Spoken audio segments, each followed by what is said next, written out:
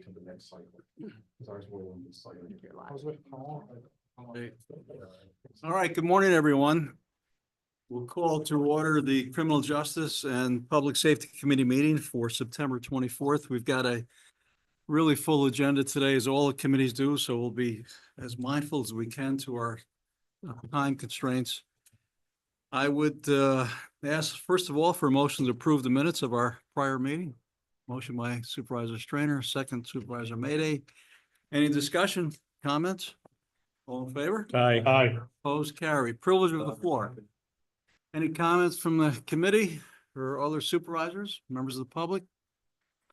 Seeing none, we'll move right on to our departments. We've got every department this morning is going to be in attendance. Besides the agenda items, we'll be having budget summaries, and this is just a summary. We're not going to go line by line, obviously. Committee chairs, in most part, have met, and I've met with all of our departments along with the chair of the board and our administrator. So today will just be summaries. We're not approving budgets. That action will take place at a future board meeting for the complete board of supervisors. So let's start with our assigned counsel. Our administrator is here this morning. We've got two agenda items. I'm going to make a recommendation that we combine those. They are both to amend the county budget. But if you'd like to just give us a brief background on it. Sure. Thank you, Supervisor Drosky.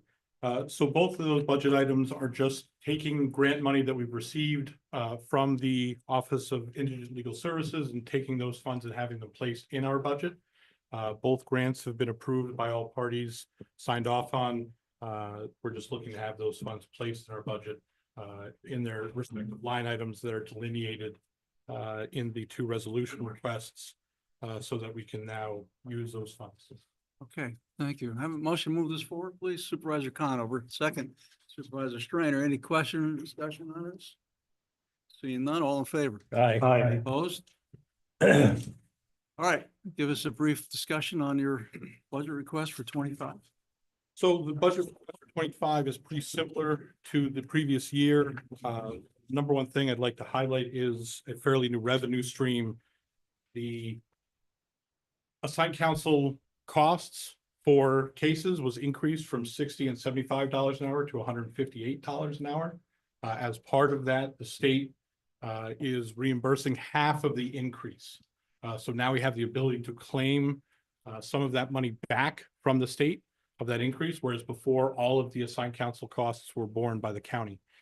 So now we have the opportunity to apply to get that money reimbursed. So this year we're projecting approximately $200,000 in revenue to cover that increased cost. So that's delineated in there, and I think that will help offset some of the increase of that, the county's burden of the increase of that assigned counsel costs. Other than that, everything else across the board is largely the same. We've moved some things around to help have the grants pay for things as opposed to the county, to try and reduce the county's burden to some extent. And how are you situated with staff members? So the salary schedule on there, we have a part-time grant manager. She assists in applying for these grants, getting these grants that like the two that were put in the budget today. And also she does all the paperwork associated with filing for the reimbursements. So she's a part-time grant manager, and we have a full-time, myself, full-time, and a full-time administrative secretary. The salary schedule has a part-time position listed that's currently vacant. I don't have any intention of filling that at this time. All right. Any questions? Anyone from the committee? Supervisor Conover. Yeah, it's more a comment than a question, but I'm happy to see the state stepping up for at least half of those costs. That was a significant. What was the hourly rate prior? It was $60 for misdemeanors and $75 an hour for felonies and family court cases. So it was more than a double, more than a 200% increase. So but they're paying half of the increase. I see, half of the increase. Got it. But still, that's significant. Yeah, and it does require some, keeping track of that on our end, but we have implemented procedures to do that so that we can fill out quarterly reports to the state and they reimburse us for that 50% of the So increase. they're reimbursing us on, say, half of, I'll use the 80, half of the 80 increase or 40. They're not reimbursing us for half of the 100 and Correct, half of the increase. half of the increase. Any other questions? All right, Brian, you're doing terrific work since you took over. We're very pleased that you're with us. Thank you for being here today. Thank you. Our district attorney is with us. We've got two agenda items. The first is the request to apply for crimes against revenue prosecution grant. Why don't we do that one first? Go ahead. Sure, thank you. This is a grant that we've been using, we've been receiving since before I was the DA, so it's been for at least 10 years or maybe more. I think what I put in there is what our last amount last year was 59,600. The way this one works is, as we do work, we have to track time that we work on certain types of cases, which will try to recoup revenue. So say someone commits welfare fraud or employment insurance fraud or tax fraud, and then those monies can be offset again. The work that's done can be, that grant that is applied towards that. So that's one that we've been utilizing successfully for years. We have sort of a CARP team within the office called CARP, Crimes Against Revenue Prosecution. Thank you. We have a motion to move this forward. Supervisor Conover, second. Supervisor Etu, any questions or discussion for the DA? Seeing none, all in favor? Aye. Opposed? Carried. Second request is to apply for 2024-25 Criminal Justice Discovery Reform Grant. Jason? Yeah, that one is as a result of the new laws that changed kind of the criminal prosecution as we used to know it into a new, really a new position. The state in last year, or the last grant that we received was $346,168 or $168. Those monies are split between DA and law enforcement. I had a conversation with the sheriff recently because he was just looking for the numbers. It has to be at least, the DA has to receive at least 68% applied to their budget, or what they received the year before, whichever is higher. Ours is almost exactly at that 68 split. So last year it was 237,000 went to the DA budget, and then the rest went to the sheriff's budget. Motion to move this forward. Supervisor Driscoll, second. Supervisor Gilligan. Any questions? All in favor? Aye. Carried. Thank you.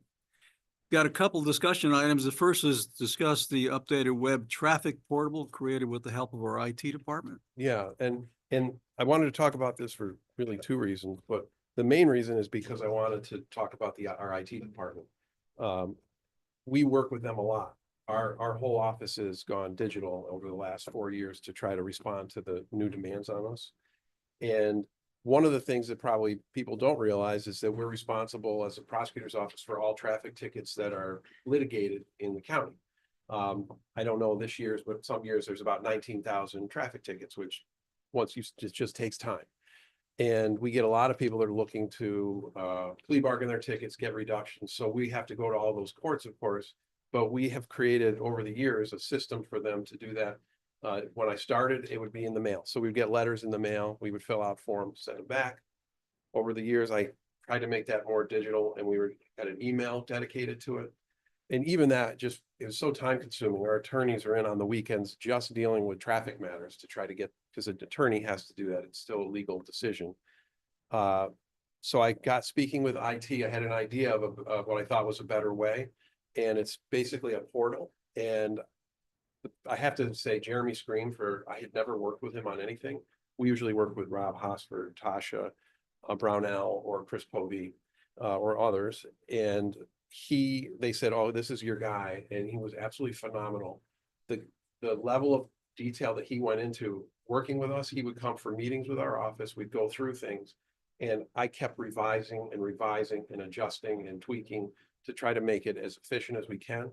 And I think we now, what maybe would take 2 to 3 minutes for a ticket, they could do in 30 seconds to 1 minute. I know it doesn't sound like a lot, but when you stack them up, hundreds and hundreds, we've done, last I checked, we processed, I think, over 600 tickets. it's just since we've got the system running. So it's really gonna be an efficiency for us, so they can hopefully spend more time on their actual cases and less time on their traffic matters. So I really wanted to thank our IT department, in particular Jeremy Scream on this one. I mean, he might have 50 emails from me and multiple meetings. He would come down and go through it, and then he would go and implement these things almost right away. I was extremely impressed by the department and everything they did. I just wanted to thank them for what they did to help us. That's great news. Thank you for sharing it with us. The second item you got is that you received notification of receipt of aid of prosecution grant funding for the grant period April 1, 24 through March 31st of next year. The amount of $284,168. That's one of our revenues that is newer as in the amounts. It used to be, I don't know, a fraction of that. But I think what happened in the state is they were seeing when they changed the laws, DA's offices needed more people to try to fulfill their new obligations. And many people didn't seem to like that job because the job changed. So there's a lot, the demand for prosecutors went up and the supply went down.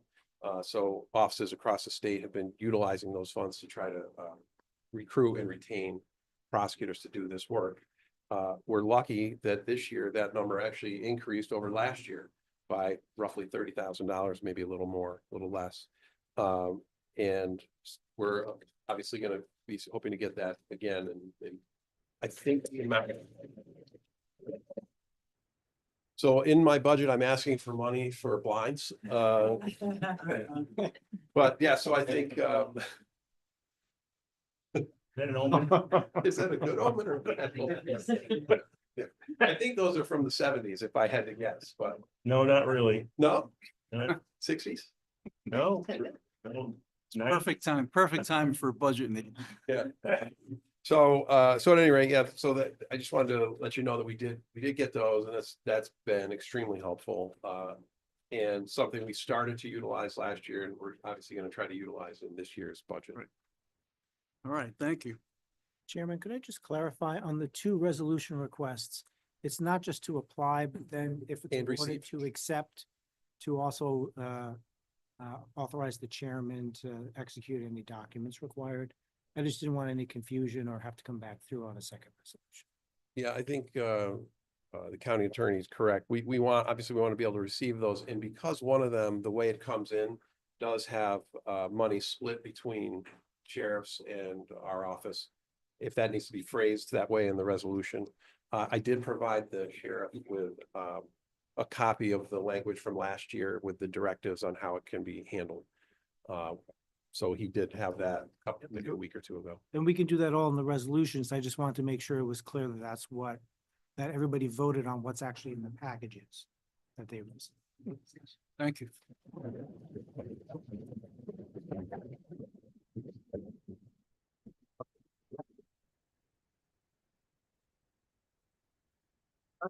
Summary of your budget, and we actually have three components of yours. One is the district attorney, second is the crime assistance.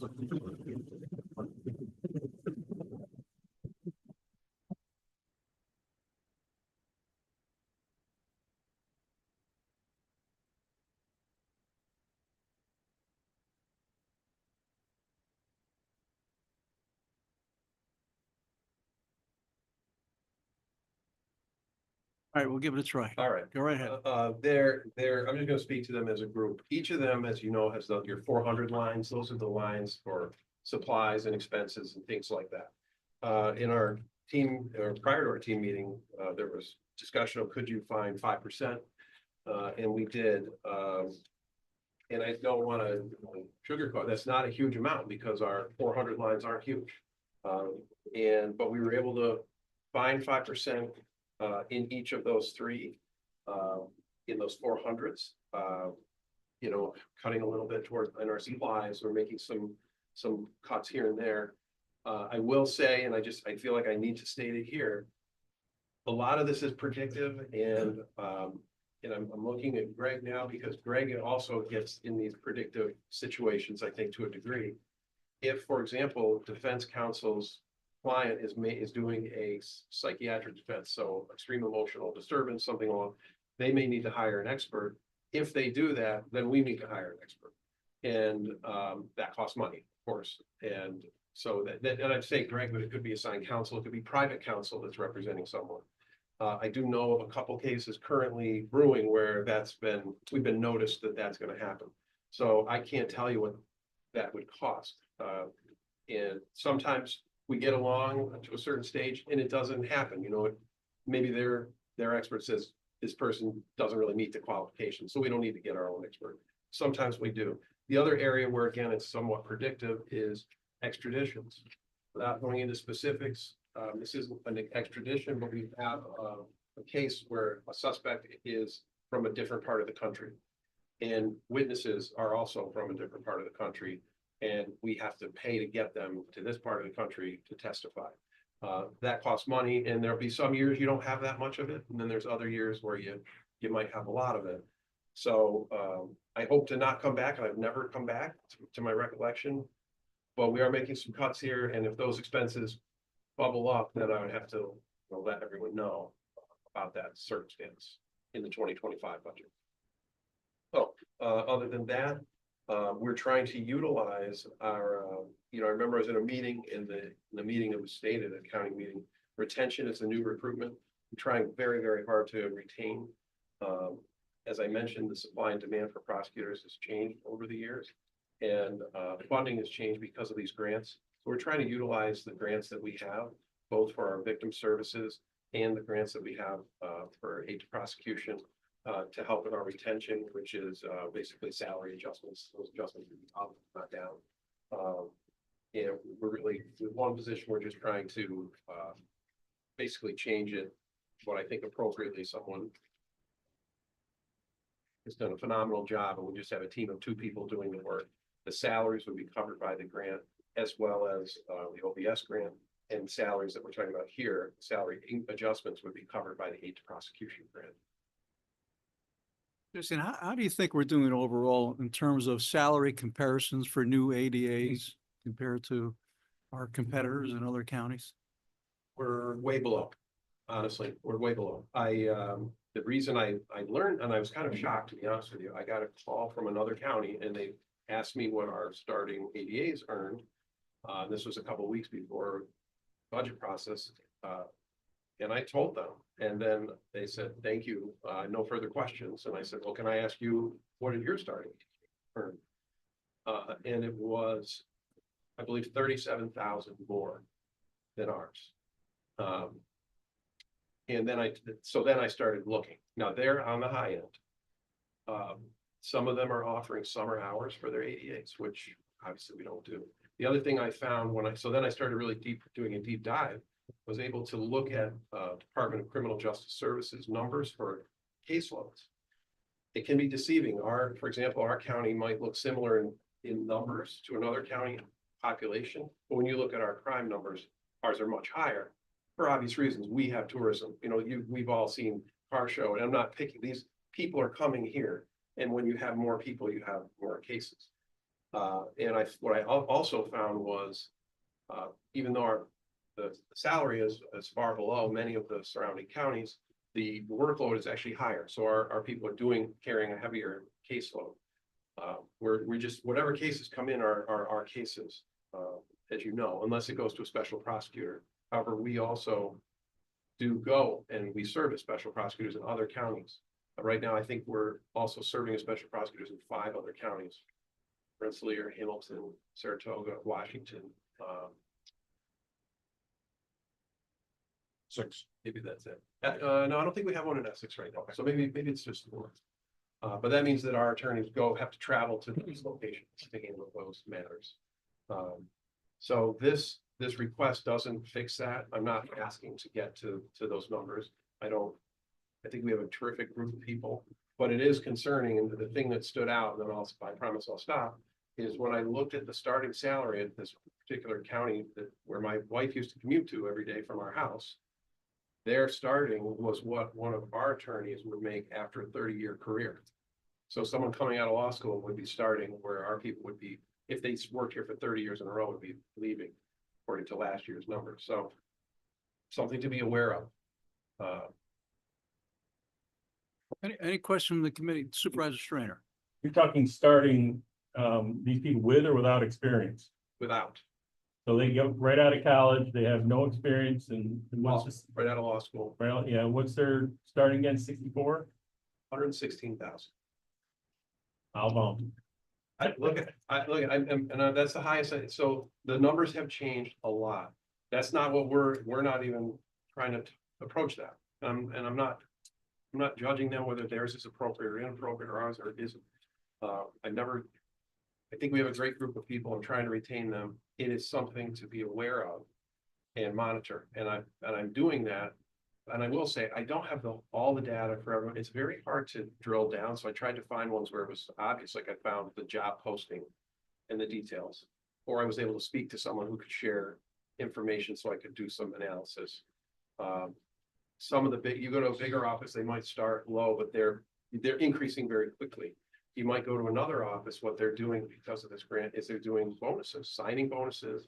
You stayed for us during the year. If you stayed during a year, you might get $5,000 in additional. So there's a lot of other factors when you're trying to calculate that's makes it a little more difficult to figure out. Just to clarify, I don't know that Warren County would authorize bonuses. Because you have to, there's a requirement under the state law that you are only paid for what you work.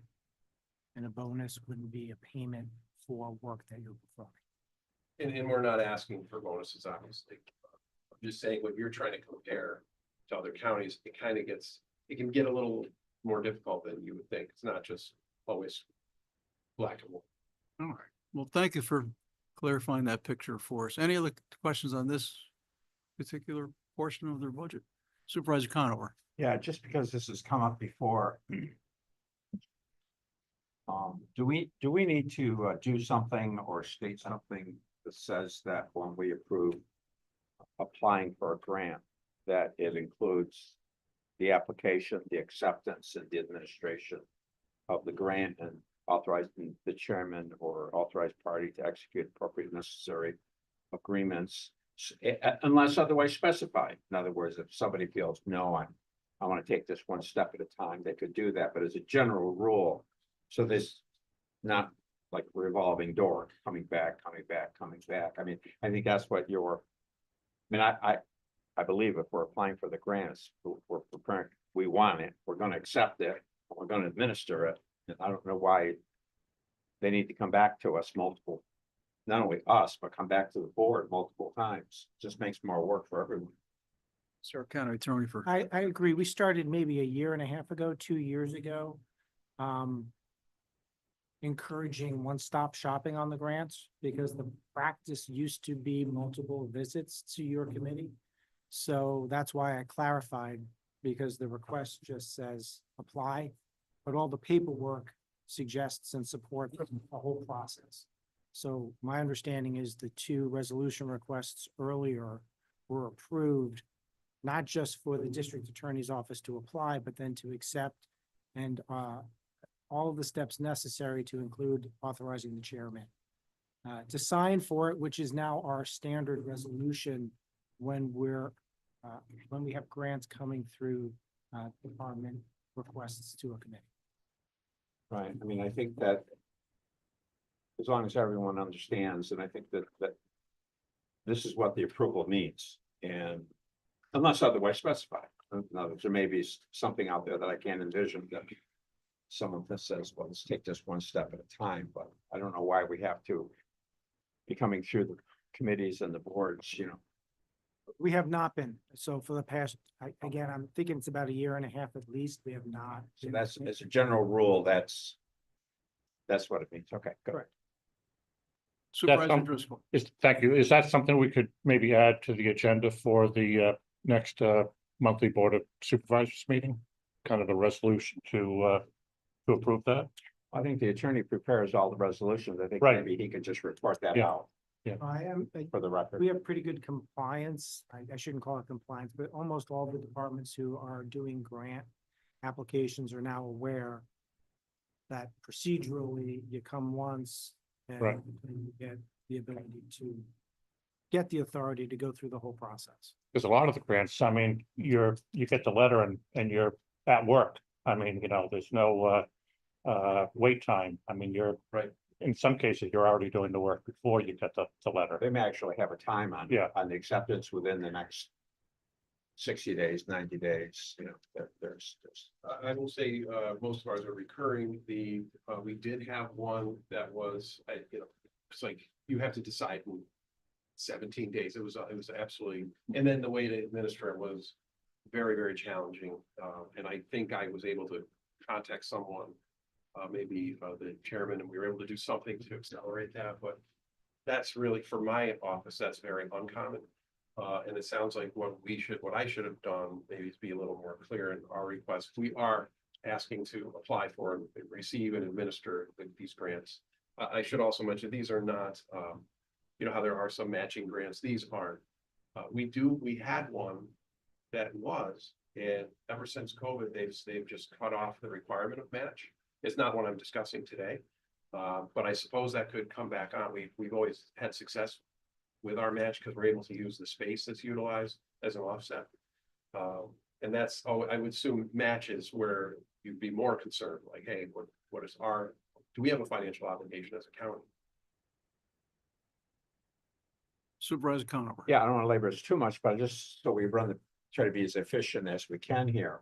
Now, once a grant is received, they still have to put the funding in the appropriate code, so that they would be going, Amanda, would be going to finance to do that? Yeah, so typically, once the grant is awarded, then we get a request to amend the budget appropriately, and that is approved by the oversight committee and then is referred to finance for approval before it goes to the board. So that's a separate step, but that's not done until the funding award letter is actually received, so we know the money is coming.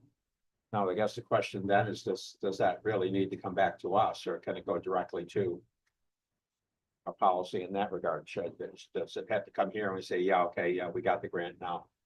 You're gonna put it in the following code, That's how and we- then it's gonna go to finance or can it just simply go to finance at that point? We've made the program decision, that we want the grant, we want to use the grant as specified. And I'll leave that up to, our administrators, but if you can streamline that part of it, that would be a good thing as well. I Other than stopping at this committee and then going to that, it's all in the same month. So it's a better tracking process for us. Okay. To go to oversight then to finance, but if okay, no, that's fine. But I want the board to understand that, committee to understand there's another part of this process. Thank you. Go ahead, Jason, move on. Anything else? Nothing further. Any other questions? Like all our agency heads, Jason, we thank you for your leadership and all that the staff does on a daily basis. Thank you. All right, we'll move on to the Office of Emergency Services. We have our director with us today, Anne Marie. We've got 4 agenda items, it looks like, and then we'll discuss the budget summary. The first is request the approved Warren County unmanned aerial systems. I assume this is the drone policy? Yes, it is a growth policy. So, we've taken steps to, create policy within the department, so we've got the, appropriate use, and language in it. It's been reviewed by the county attorney's office as well. We had sent it out to committee as well to review previously. And at this point, we do have one employee who currently has her license to fly the drone as well, so we're trying to put all of our steps in order, and then hopefully, make the drone purchase. Motion to move this request forward. Supervisor Mayday, second Supervisor Strainer. Questions, other discussion on it? Supervisor Conover. Just, it says it's attached. Is the policy actually attached here? No, just quickly, excuse me, just quickly, what the policy covers. Policy will cover, pretty much what the regulations are gonna be, where you can use the drone, when you can use it. If you need additional approvals for it, it'll cover some of the usage of the drones to aid in search and rescue, to help with any wildfires, when to locate a wildfire. So there's definitely some usages. You can use it to look at the ice jams if there's anything coming down the river. So it should save a lot of time and give us a bird's eye view, so we have a better look at. what's up there. Emery, is the system available and personnel available to use for other county agencies? This, are you talking about us using it for other counties or? Yeah, if there's a whether, I don't know if the sheriff's, you have your own drone system, or is this something that we could share with our other agencies? Should We don't have our own drone program as yet. We have a policy that's just awaiting, it's just in a draft form right now. But we work with OES with the Barrow program, and we believe that we were waiting for them to buy it, so we didn't have to buy it. So we can use it, yeah, we can go ahead and if, Yes. and I'm sure OES would come Yeah, out. for it. absolutely. If there was a need for another department to help, or we needed to help them with it, absolutely, yes. All right, great. That's the question. Thank you very much. All right, we have motion and a second. Any other questions? All in favor? Aye. Opposed? Carried. Second resolution is a request to approve revisions to the Warren County Comprehensive Emergency Management Plan. Anne Marie? Right, so this plan is a requirement from New York State Department of Homeland Security. We review it every year, submit the new plan by December 31st. And it covers, basically any type of emergency situation. It'll go through our incident plan system, kind of outlines what our responses are gonna be, how we mitigate and recover from, any type of a hazard or incident within. Motion to move this forward. Supervisor Strainer, second Supervisor Gilligan. Any questions? All in favor? Aye. Opposed? Carried. Thank you. Third is a resolution to amend the 2024 budget to accommodate the prepaid expense for the regroup mass notification system subscriptions for the period January through December 2024. Anne Marie? So this is a prepaid contract that we have. It's a 3-year contract. I believe we're in our final year right now. So we're just looking to increase both sides of the budget to show that, cover the prepaid expense. Regroup, some of you might be familiar with it. It's a mass notification tool that we use within the county. So if there is ever any type of weather event where we might need to notify everyone, this gives people the ability to receive text messages, to receive voicemails, to receive emails if they're at work or if they're at a home visit. It'll alert them that there's either some type of incident happening within the building. So How do you think the effectiveness of this program has been working? I think it definitely is effective and we could definitely use it more as well, for even like say for buildings and grounds when they're doing any type of striping, we can put that notification through this system as well. So that it would be helpful not just to our department, but again, something that can be used with other departments. Okay, motion moves forward.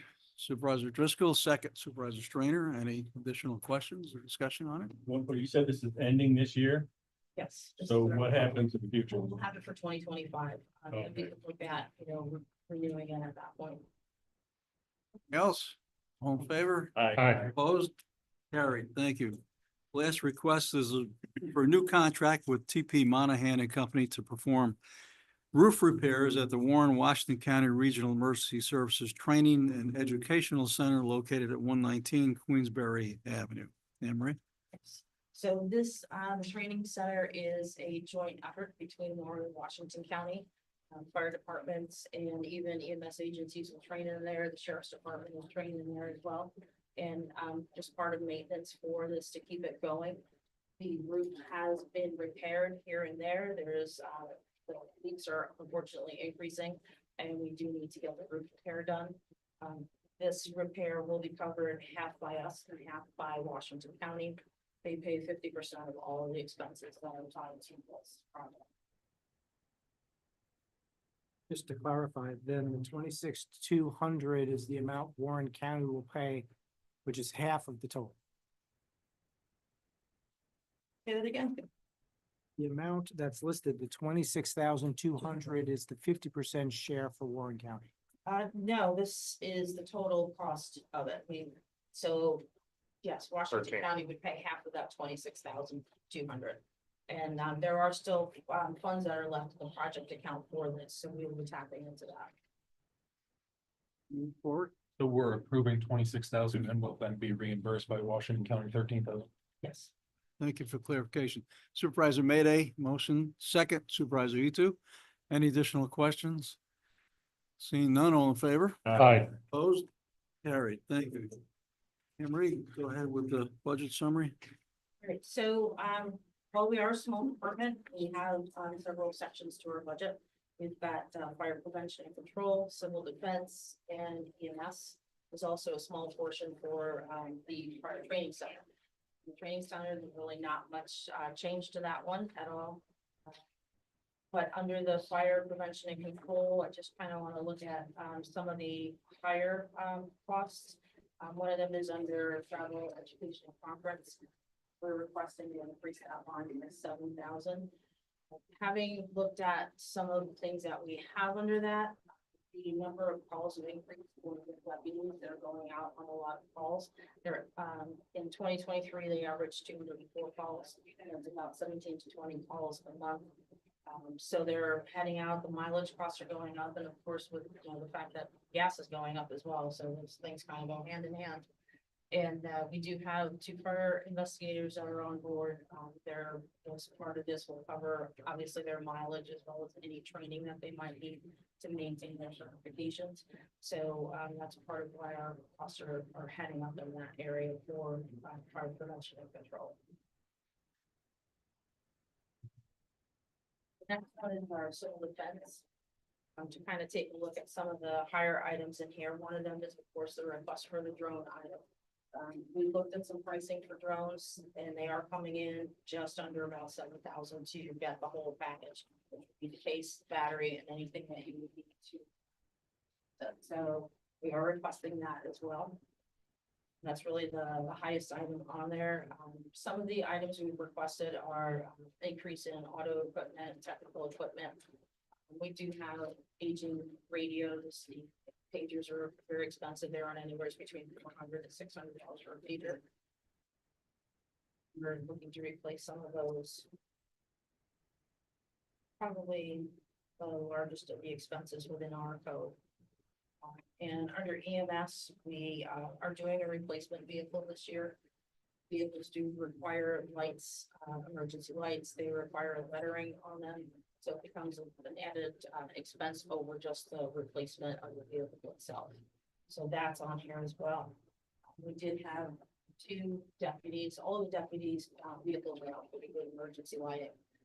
2 deputies in EMS have replaced their vehicles. Normally, we don't have this many that occur within one particular cycle. So we're looking to increase the budget for that for this time.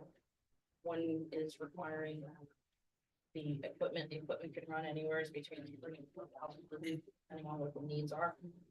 So we're looking at increasing from that as well.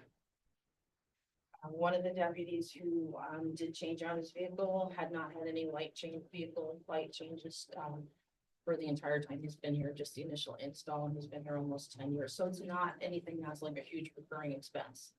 So unfortunately, we had 2 in 1 year, so that's where we're at with that. Yeah, that's under the repair. And we just increased some of our other repair lines. Some of our vehicles are older, 2008, 2012, just needing brake repairs, which includes your rotors and your axle change for these older vehicles. And sometimes you can't plan for that. They come up during the year, we take it for an inspection, and then it needs something additional. So kind of where we're at with the aging fleet. And then the last thing we did was he increased the contract line for EMS $5,000. Last year, we kind of co-hosted a leadership training with Washington County to provide that for some of the leaders in the EMS agencies, and that was well received. So maybe we will continue a program like that going forward. It just kind of reinforces what they have out there for EMS, and it helps kind of bring that along. Right. Questions for Supervisor Strainer? How much is that drone? The drone is $7,000. It's probably going to come in a little bit under that, but that's, Is there insurance on these? Yes, we will add it to the county insurance policy. Okay, and I don't know what it would cover, because they can crash these pretty easily, so if Yes. it crashes, would it pay for a new one? It's possible, it depends on level of coverage that, I would work with self-insurance on that. And you said you have somebody that's already certified, so would anybody that's using this have to be certified? Otherwise, if it crashes, there's no insurance on it? I think if it. Say like if Nate decided he was gonna take it out Oh, for yeah. fun and he crashed, That's, because he's a drone master. right, only if you have the license, you know, you've gotta have the license to use it, so, yeah, no, it would only be used by, Alright, mostly our employees and. Just checking. Supervisor Connell. Yeah, we have an alert system, in Bolton as well that we use for our any sewer water breaks that kind of thing. We can, zone it to specific areas. I should have do the same thing. I'm just sitting here thinking that a lot of the challenges with the alert systems are that a lot of times when you have a major situation, we've lost communications, the area's lost power, it's lost the internet. And the ability to communicate with people within that area is much more difficult.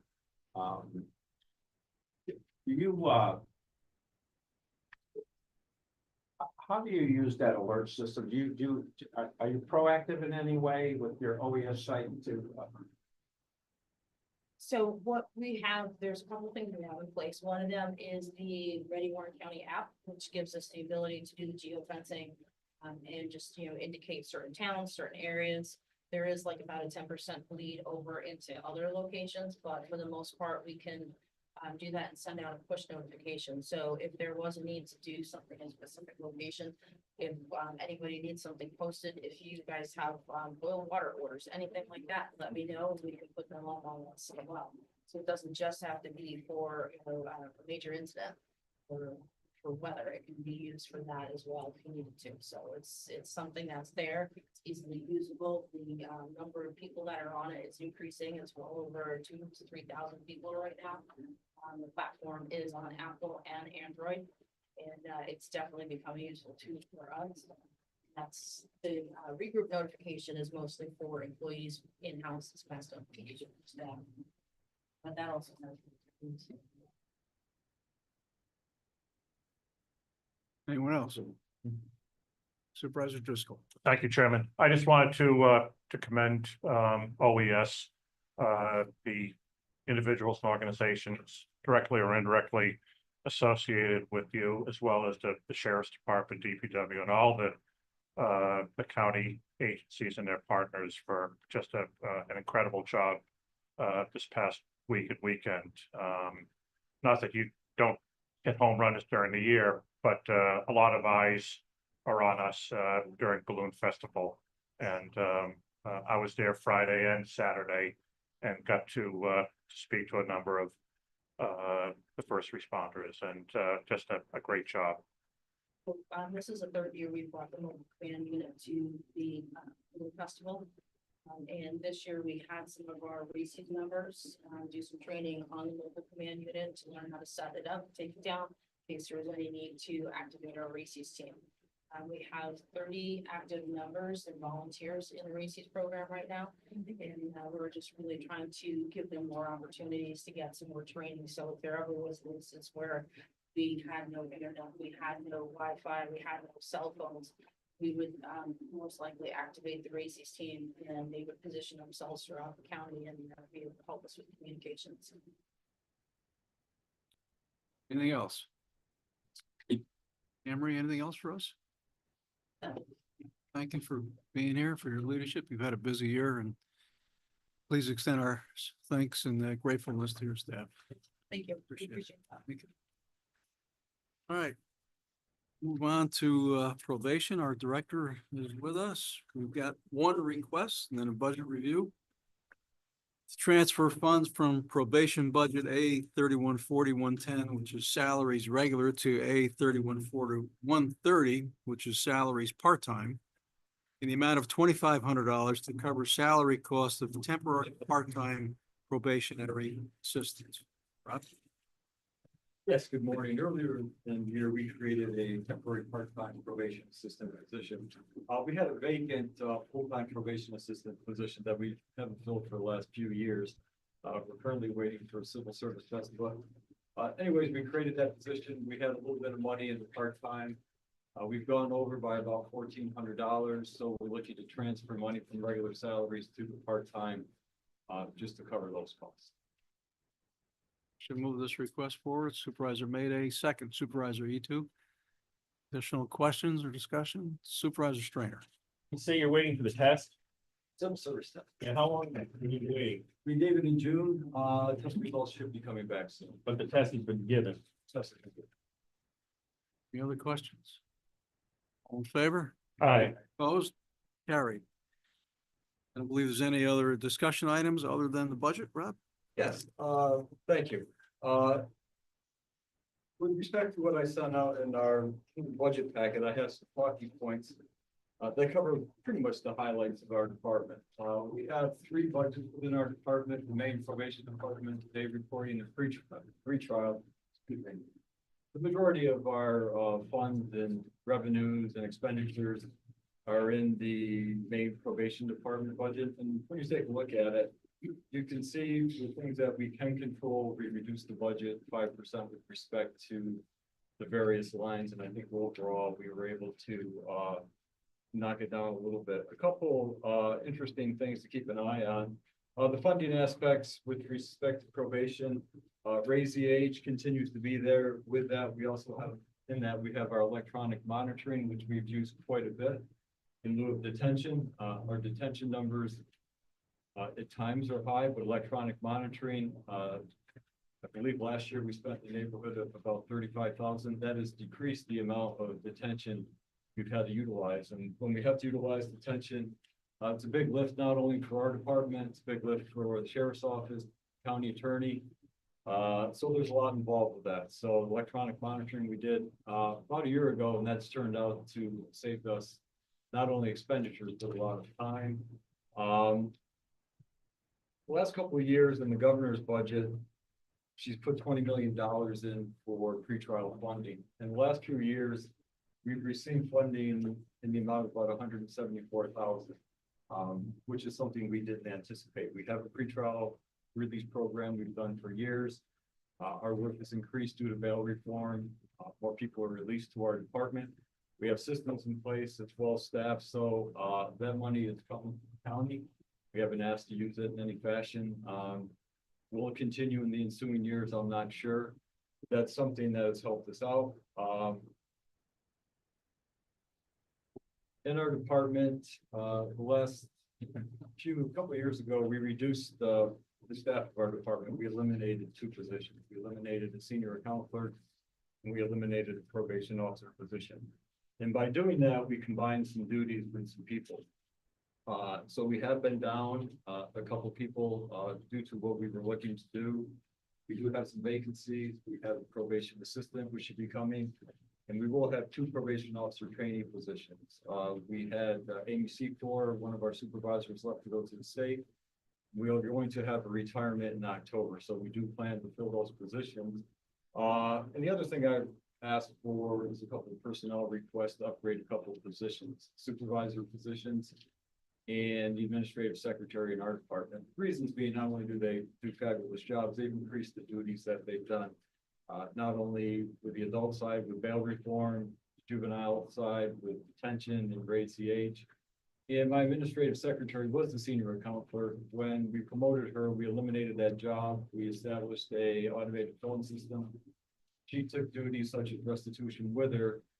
So we've asked these people to do more. And when we talk about retention and retaining people, to upgrade their salaries combined, it's like $12,000 a year. So if you want to retain people, to have your departments run, these are the people you want to retain. So I believe that's still under consideration by the county administrator and the budget officer. And of course, I advocate it's not a lot of money. Like I said, these are the people that make your departments run efficiently. And I think that we've proven that for years. So other than that, the budget's consistent. We've reduced what we could reduce. And luckily, we've had some additional funding streams and hoping they continue into 2021. Questions for our director? Seeing none? Rob, thank you. Thank you. For all your efforts throughout the year. Yeah, appreciate it. Thank you. Thank you. We're on to our public defender. And is with us this morning. We've got two requests. I think we can combine them. They're both to extend existing contracts. So Greg, if you want to give us just an overview of both and we'll move on both of them. Ask my administrative manager to present the to discuss the item. I want to and also to answer any questions you may have concerning the budget review. Then I'll follow up. Ask comments and any questions you may have.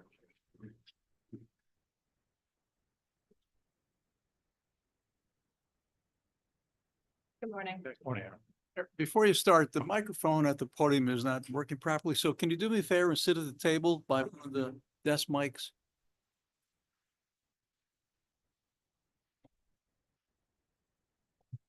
Thank you. You're welcome.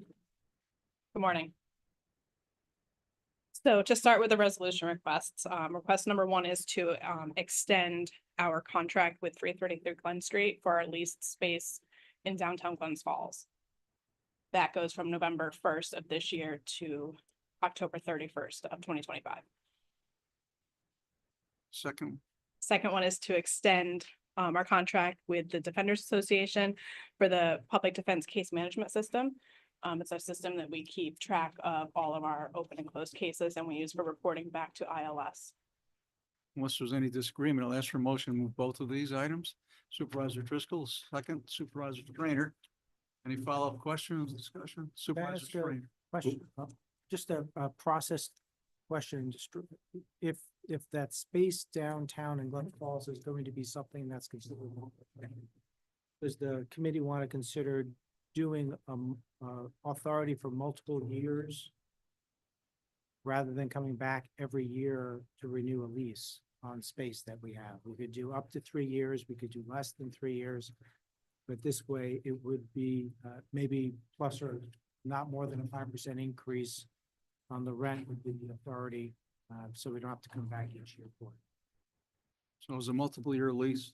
We could do the authority to renew for this initial term plus 2 additional terms.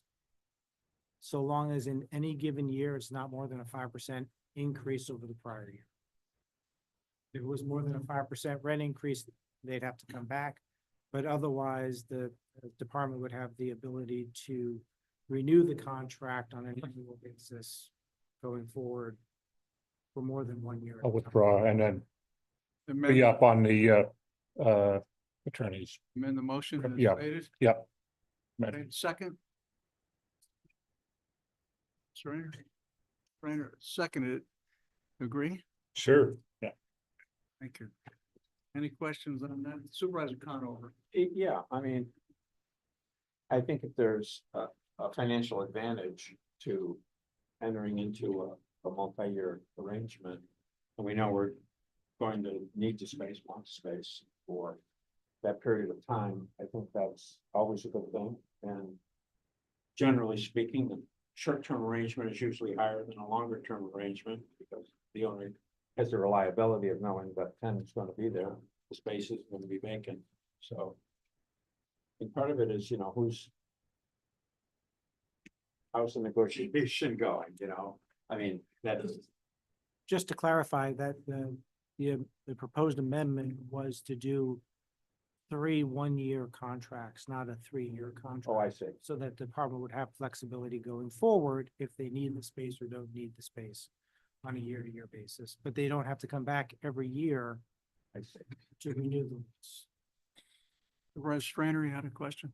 Yeah, these here, are these staying current with the prices we've been paying? Yes.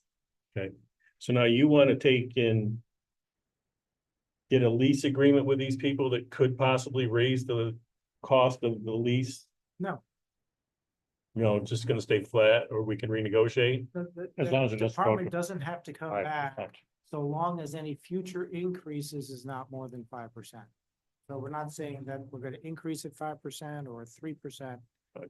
Just that they don't have to come back every year to renew a 1-year lease. All right, we're all on the same page. We have a Motion in a second. Any other questions? All in favor? Aye. Opposed? Carries. Move on to budget discussion. So I'm gonna cover a couple of things with the budget before I turn it back over to Attorney Canali. In looking at our budget, I think we were kind of under same category as the DA's office a little bit with our 400 codes for the county budget, not totaling a lot. We were able to reduce those by that 5%, but it's not a lot because those codes do carry so little in them. With that being said, we have our county budget and then we do have the 6 grants and distributions. You can see, I did total them all up to give you an idea kind of where the percentages fall. The county portion of our budget does fall just under 40%, with the grants and distributions covering just over 60%, which is slightly higher than last year. We did receive our Harrell Herring second contract, which did have a little bit more money in that. So that's kind of reflective in those percentages. I would say ILS is covering about $150,000 more than they did last year. Be an idea. The other portion I wanted to discuss is we have been up here and we had 2 positions approved called law interns. We had law intern 1 and law intern 2. In this, we've got personnel requests that show those law interns at their base salaries. And we also have 2 attorney positions, assistant public defender positions, that are going to be funded at just over $7,000. And what that does is give us the opportunity that if a law intern passes the bar and becomes an attorney, they can then move into an attorney position with that funding from the law intern added to that $7,000 to make it an entry-level attorney position for our office at $81,920. So I just wanted to explain how that process looks. So when you see those personnel requests, $7,000, they make a little more sense. And those are all funded by Harrell Herring.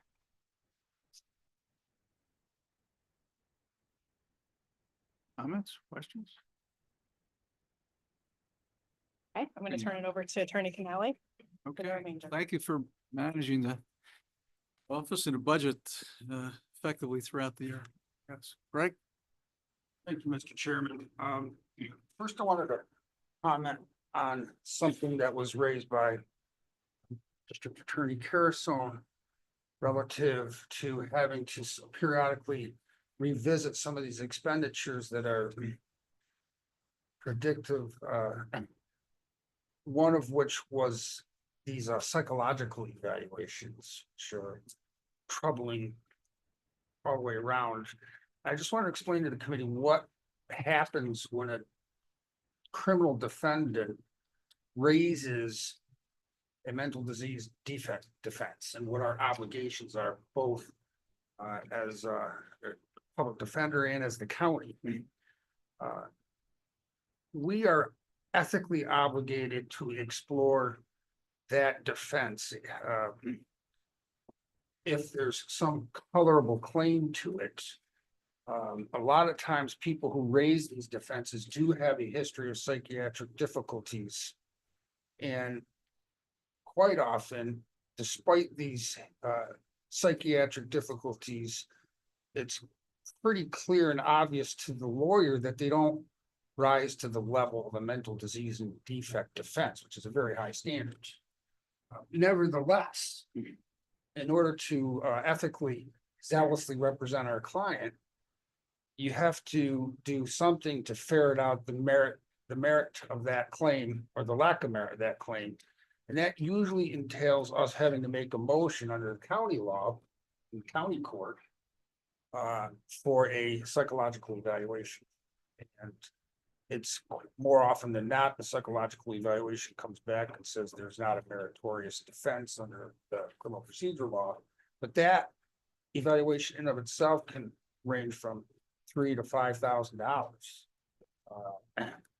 And so that's an expense that ordinarily is fixed into our budget, but sometimes when there's 4 or 5 of those that in the course of the year, we have to come back here and ask for that money.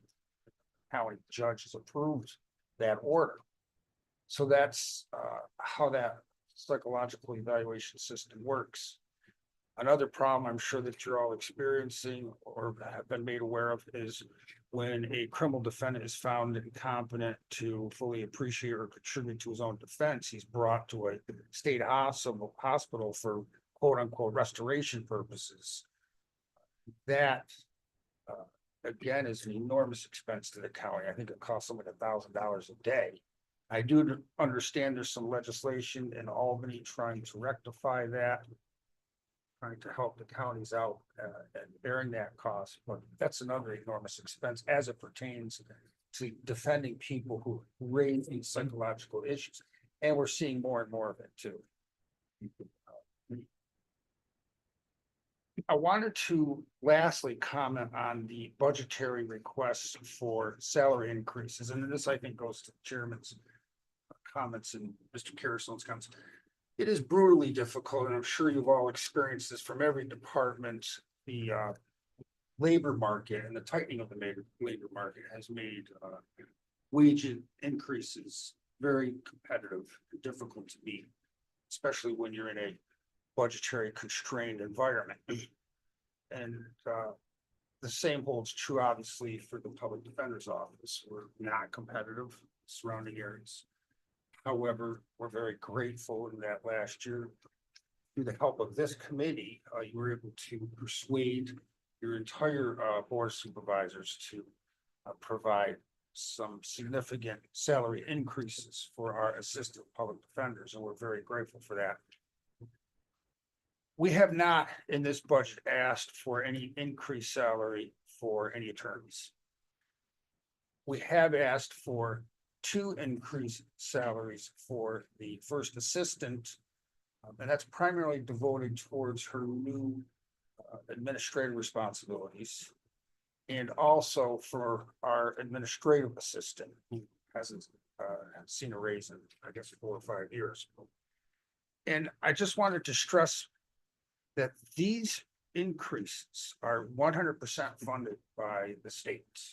It will not cost the taxpayers of Warren County a penny if these increases are approved.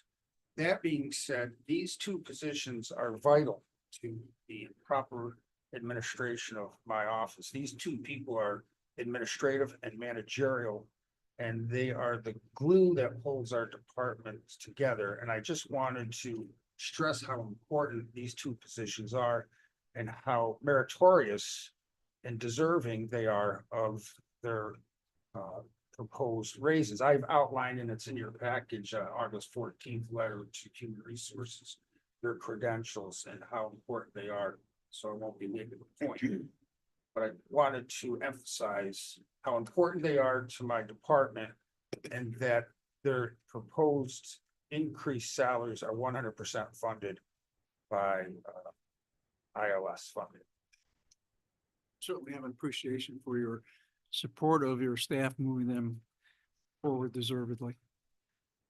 Supervisor Conover. Yeah, I just want to say 2 things. One, I was happy to see the transition from the intern program into the attorney program, and I think that the reality is that if we're unable to represent the individual, then it falls to the court to assign somebody from the private sector, I assume, at a much greater cost. So, I mean, there's an if then here.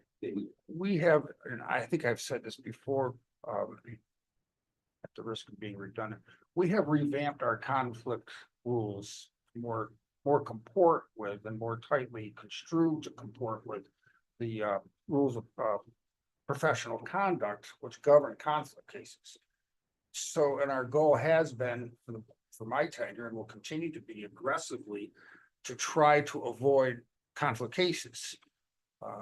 And obviously, we're bound by the rules of professional conduct, but we have narrowly construed those rules to try to avoid conflict cases, knowing full well that every time we send a conflict case out to assigned counsel, it's $158 an hour. And we are a much more efficient agency that can handle these. A lot of these things can be handled within 3 or 4 hours. It doesn't cost the county anything above and beyond the built-in cost. Whereas if we assign it out, cost the county $4 or $5, $10, $15,000. If something like that were to go to trial, it could cost, $30, $40,000 with the new rates. So yeah, we're doing everything we can to try to provide indigent folks in our county top-notch legal representation and get the best bang for our dollar. One of the ways we're doing that is trying to avoid conflict cases. Supervisor Ito? Thank you, Mr. Chairman. Can you describe, with regard to the psychiatric exams, do we have a vendor list of, first of all, do they have to be a licensed psychologist? Can they be a licensed clinical social worker that's just a master's level in terms of the expense? And then also, do we have 10 of them that are your go-to or 20 or?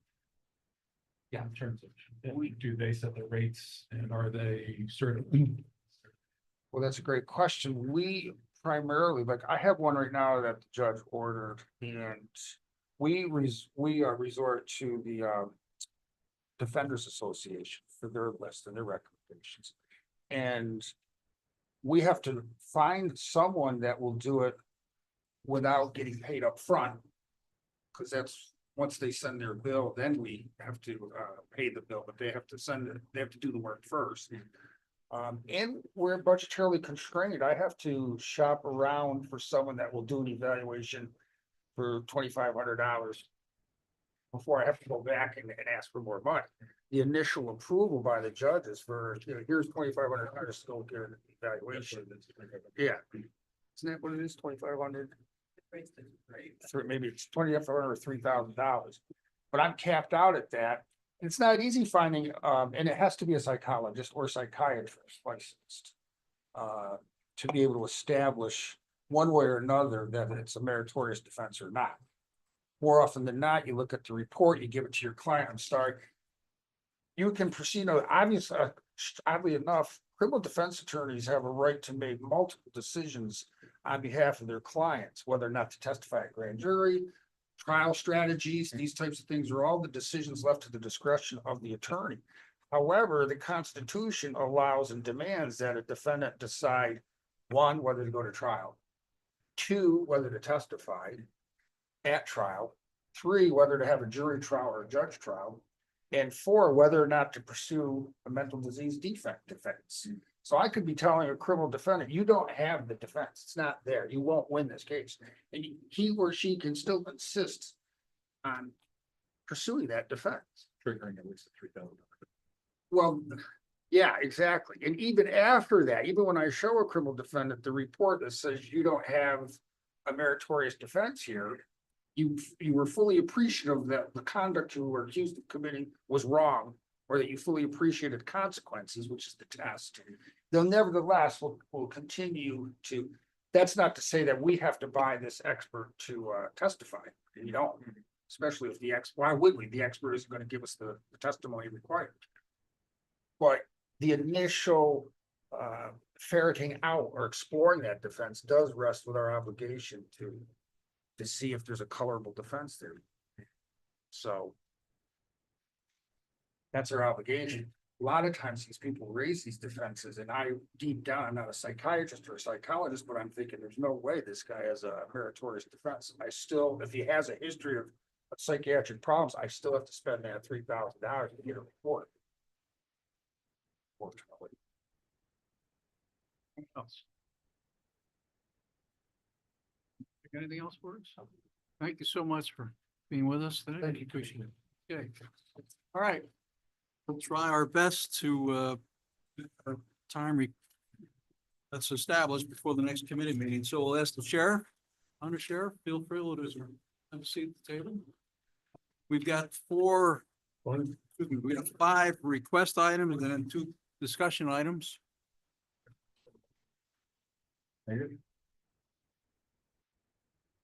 Sure. Everyone.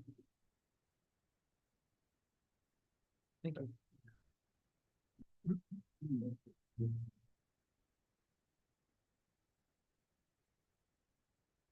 All right, Sheriff, we'll start with the agenda items. The first is to amend an existing agreement with Cummins Wagner Holding DBA sewer equipment. Yes, we have an agreement that was executed using the blanket resolution that is not to exceed $10,000. We've exceeded that in 2024 by $45, so we're just asking to increase the not to exceed to $20,000. This is our septic grinder lift station that services the entire county. Okay, motion to move this request forward. Supervisor Driscoll, second. Supervisor Gilligan. Any follow-up questions, discussion? None, all in favor? Aye. Opposed, carried. We can combine items 2 and 3. First is ratify the actions in regards to the submission of an application for New York In the sheriff's office to send information directly to the Division of Criminal Justice Services. This grant will allow us to purchase a new live scan station that we hope to utilize in the Lake George substation when that is opened. Motion to move items 2 and 3. Supervisor Etu, second. Supervisor Gilligan, follow-up question, discussion? Seeing none, all in favor? Aye. Opposed? Carried. Fourth request is to enter into an agreement with Spectrum Enterprise for fiber internet service, cable service, hardware, and technical support in the Sheriff's Office Correctional Facility and Public Safety Building. Yes, this is really simple. Spectrum, we needed to upgrade the equipment and services they were providing were outdated. So this is a request for a new contract for fiber internet and cable services throughout the entire sheriff's office. Motion moved forward. Supervisor Mayday, second. Supervisor Etu. Any follow-up questions, discussion? Supervisor. There an increase in this? There is an increase and it is somewhat significant. We're going from around $4,000 to $13,000. Change. Mark Neal looked at it and we went so far as to place an antenna on the top of the building to see if we could cut some areas and it just will not work for us. But they have held, they turned it off for us for a period of time. The undersheriff called and we were permitted to keep running as we were until this point where we're at a point we have to have this agreement. We cannot go without internet cable service in our agency. Any other questions? All in favor? Aye. Opposed? Carried. Thank you. Sheriff, the last request is to enter into an intermunicipal agreement with the city of Glens Falls to share police and law enforcement related resources, personnel, and equipment. Yes, this is an agreement similar to what we have with Saratoga County Sheriff's Office that primarily relates to our tactical team, but also addresses shared services at a time of an emergency, a catastrophic event. It outlines limitations, restrictions, liabilities, use of resources. It's something that we've had in the past. We realized that we had not renewed this agreement, so we cleaned it up, revised it, and we're submitting it to the board for approval. And does Glens Falls do same recipient with us? They have. Yeah. This is going to be mutually signed. They're going to execute the document with us, so it'll be between both entities. Okay, terrific. Thank you. Motion Supervisor Driscoll, second. Supervisor Strainer. Any questions? All in favor? Aye. Opposed? Carried. Sheriff, there's 2 discussion items. One is the budget and the other is police records management system. It's up to you if you want to, which one you want to address first or combine. I'm going to jump to 2 just to shut that down quickly. We intended to present an overview of a new records management system that we were going to present for a contract next month, but the vendor backed out at the 9th hour. So we are back to square one. So there's no need to have that discussion. Jumping into our budget, the sheet that I just gave you, I didn't have prepared in time for the agenda, so I apologize, but it's just really the highlights of what we're proposing in our budget, our requests. I understand that it was the desire of the budget officer and the board of supervisors for all departments to seek to find 5% to cut within department budgets. And I present these requests to you with the utmost respect and offer the explanation that within the sheriff's office budget, 87% of our budget is our people, personnel, their salaries, fringe benefits, retirement. So really for us to take that step back of 5%, we could not do that without cutting staffing, and we don't have an area in our sheriff's office where we could do so. So the presentation that I'm making in our request do not include cuts. So again, I say that with the utmost respect. The undersheriff and I reviewed this at great length, and we've done everything we can to sharpen our pencils, but this is the best request we're providing. Within our sheriff's office budget, we really have 3 primary sub-budgets: communications, law enforcement, and corrections. And I'm just going to, again, touch on the high points, but I'll answer any questions you have for the entire budget. In looking at communications first, our revenues for the wireless surcharges are decreasing annually. We decreased our request this year by $10,000, and that just goes back to the New York State Comptroller's Office and their lowering amounts of payments that they're making for E911 surcharges. Jumping to expenses for communications, 210 furniture, we're requesting $6,000. Our communication center has really specialized chairs. They are utilized, as you would expect, 24/7, and we replace some of those annually. For 260 other equipment, we're asking for $65,000, which is a significant amount, really outside the norm for us. The big chunk of that is for site work for the 2 tower sites that we're continuing to work on in Bolton and Chester.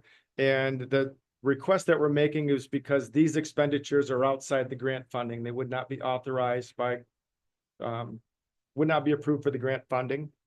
We have offsite power systems, battery replacements in the tune of about $15,000.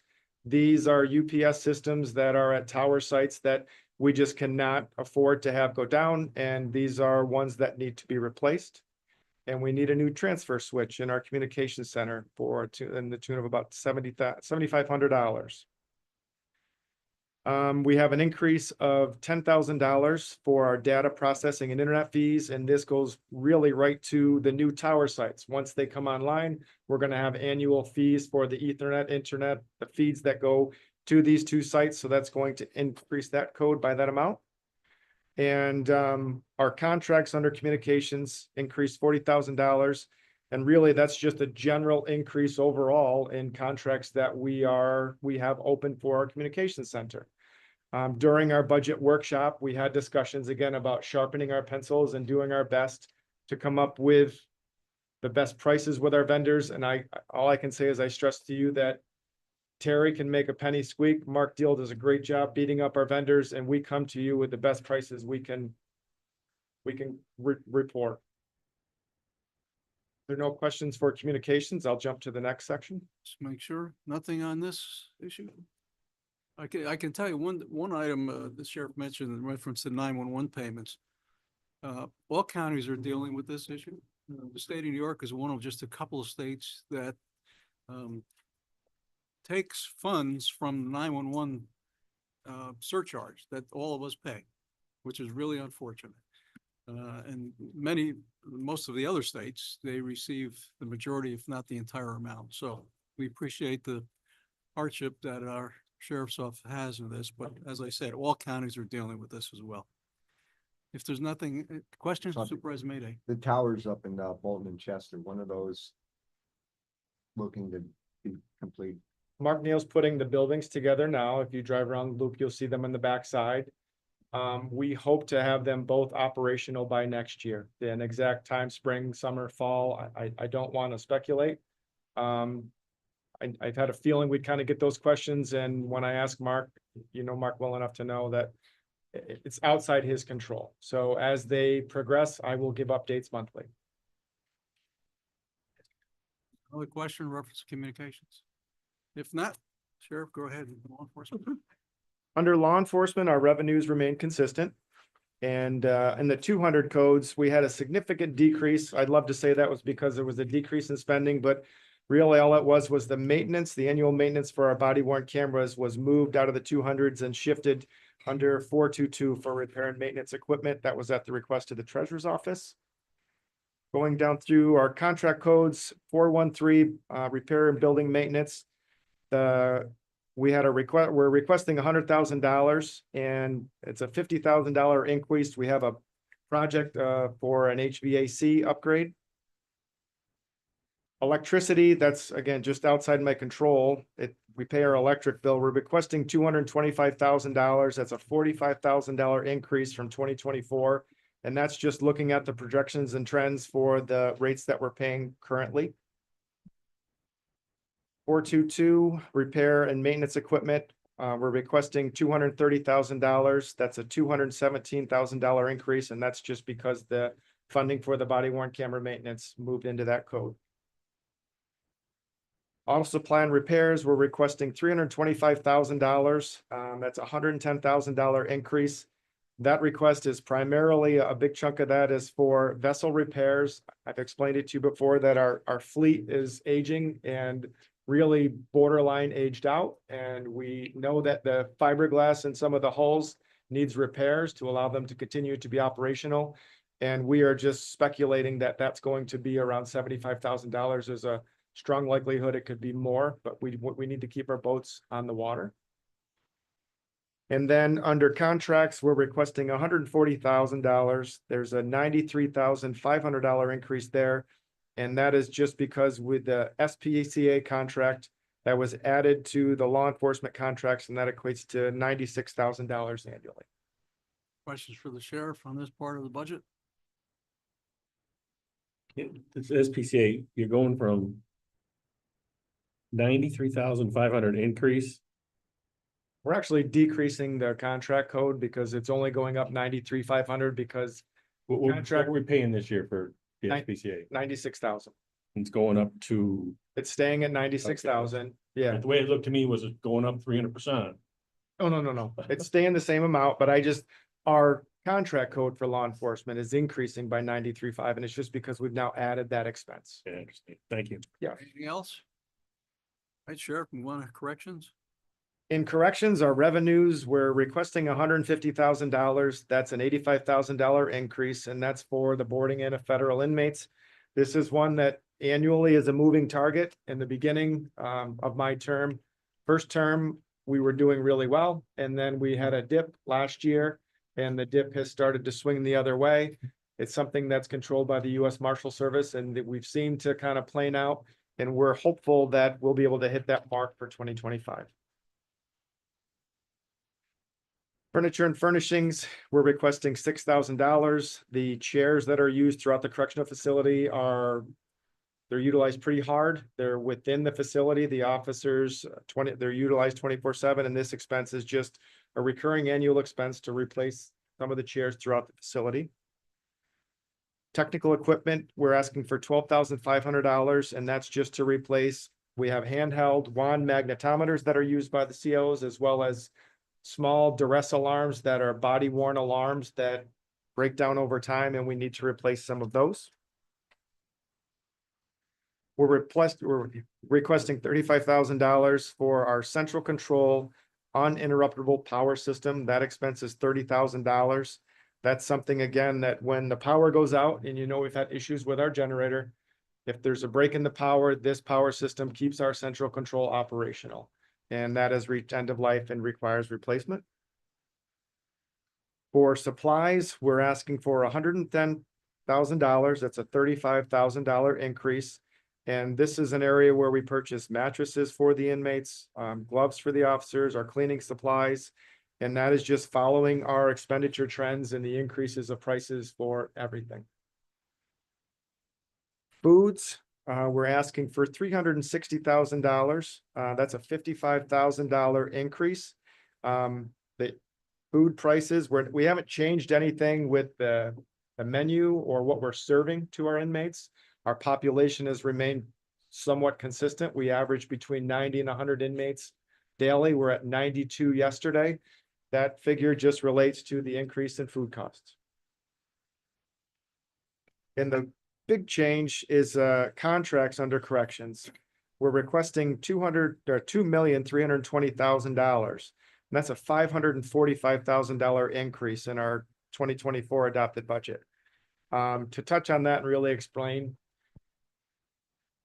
we have an agreement with Prime Care to provide medical services to our inmates. I came to you early this year, and we had to increase the 2024 adopted budget contract by $117,000 to account for MAT, Medicated Assisted Treatment Services. And we are now up for a new agreement with Prime Care Medical for the next 3 years. The amount that they're asking for the agreement is $2 million.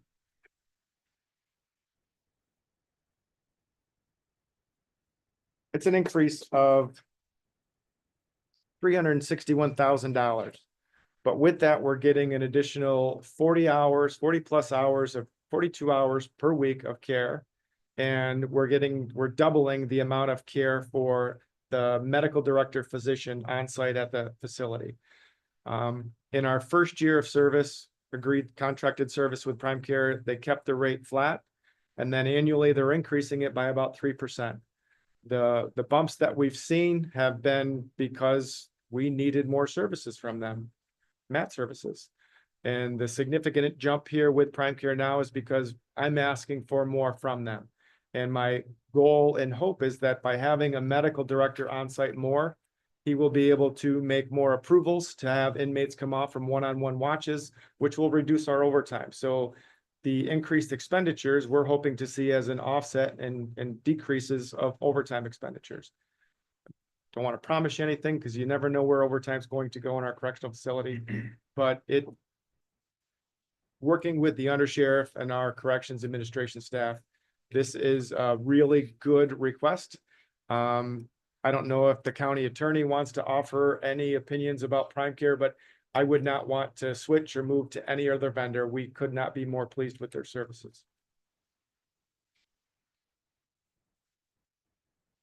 Thank you, Sheriff. Question? Supervisor Ito, Mr. Chairman. Your recent corrections hires, has that filled all vacancy for actual corrections officers? Yes, for the first time since I've taken office, we are now at full staff in corrections. We hired very experienced, dedicated officers. I really wish that we could have hired more. I know that Great Meadows was going to lose hundreds. But we're at full staff now and we hope to retain these people. It just makes sense, and I'm very confident that the overtime expenditures will now be reducing because we were short bodies. We hired 8, and having 8 vacancies in a facility of 70+ officers, that's more than 10%. And that's going to help us out a lot. And for us, it meant a lot that we were able to help these families. Other questions, sure. Seeing none. Sheriff, thank you very much. Undersheriff, thank you for being with us this morning. Been the committee members have provided an awful lot of detail and information today, obviously financial details as well. I would ask that in your package, you give it a review over the next couple of weeks before a board vote, so that we can have an informed vote. If there's any questions between now and then, feel free to reach out to our budget officer or our department heads. And on behalf of the committee, I just want to extend our thanks to each department head for being with us today, but also for the exceptional leadership that they display throughout the year. Privilege of the floor. Anything from our committee? Seeing none, accept the motion to adjourn. Supervisor Strainer, second. Supervisor Mayday.